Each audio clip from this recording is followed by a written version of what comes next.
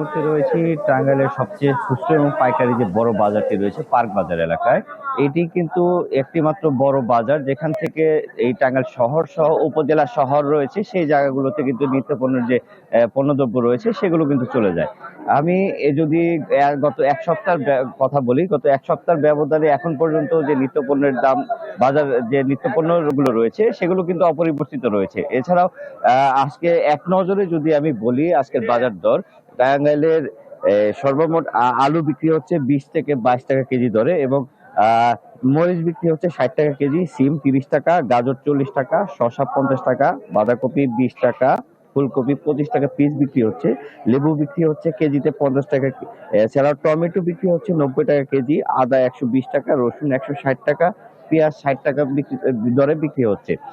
এছাড়াও অন্যান্য যে মাছ এবং মুরগি দাম রয়েছে সেগুলো কিন্তু অপরিবর্তিত রয়েছে। এছাড়াও এখানে যারা ব্যবসায়ী রয়েছেন তাদের সাথে কথা বলেছি, তারা জানিয়েছেন যে টাঙ্গাইলে এই পার্ক বাজার এলাকায় নির্দিষ্ট কোনো গুদামজাত না থাকার কারণে তারা কিন্তু উত্তরাঞ্চল সহ বিভিন্ন জায়গা থেকে এই পণ্যদ্রব্যগুলো তারা কিনে নিয়ে আসেন এবং তারা পরিবহন খরচ এবং লেবার খরচ বাদ দিয়ে কয়েক টাকা লাভে কিন্তু এই টাঙ্গাইল জেলা শহরে বিক্রি করেন। এছাড়া টাঙ্গাইলে যারা সাধারণ ক্রেতা রয়েছেন তাদের সাথে কথা বলেছি, তারা জানিয়েছেন যে এই ভোক্তা পর্যায়ে আসা পর্যন্ত পণ্যদ্রব্য ভোক্তা পর্যায়ে আসা পর্যন্ত একটি চক্র কাজ করে, যে চক্রের কারণে কিন্তু পণ্যদ্রব্যের দামটা উঠানামা করে। এই চক্রটি যদি ভাঙা যায় তাহলে কিন্তু সাধারণ মানুষ, এই নিম্ন আয়ের মানুষ যারা রয়েছেন তারা এই নিত্য পণ্যের যে দ্রব্যগুলো রয়েছে সেগুলো কম দামে কিনতে পারবেন বলে জানিয়েছেন।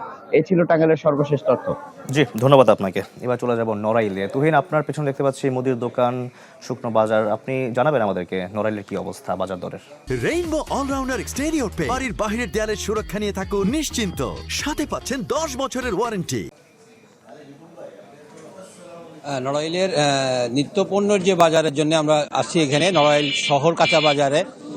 তো এখানে মূলত আজকে যে বাজারটা আমরা দেখছি যে মোটা চালের দাম কিছুটা কমেছে, কেজিতে 4-5 টাকা করে কমেছে, এবং চিকন চালের দাম যেটা সেটা আবার 1 টাকা বেড়েছে।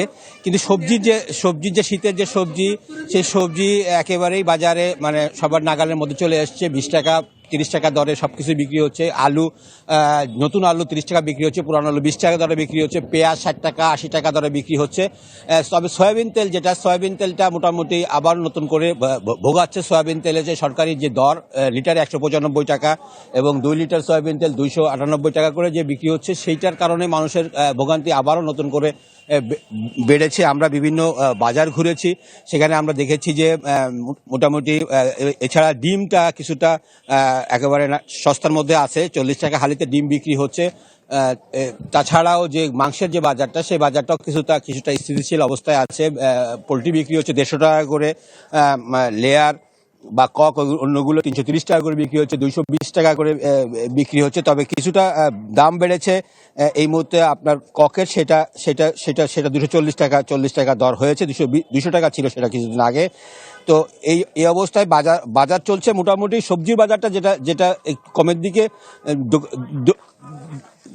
দোকানিরা বলছেন যে সবজি এই মুহূর্তে দাম কিছুটা কম, কিন্তু আবার ডিসেম্বরের পরে জানুয়ারি থেকে হয়তো আবার বাড়বে।